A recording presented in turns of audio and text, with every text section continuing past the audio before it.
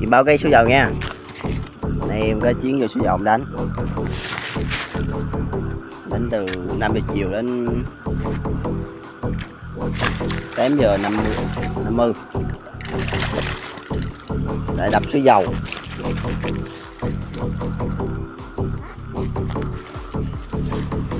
Đây kẻ đây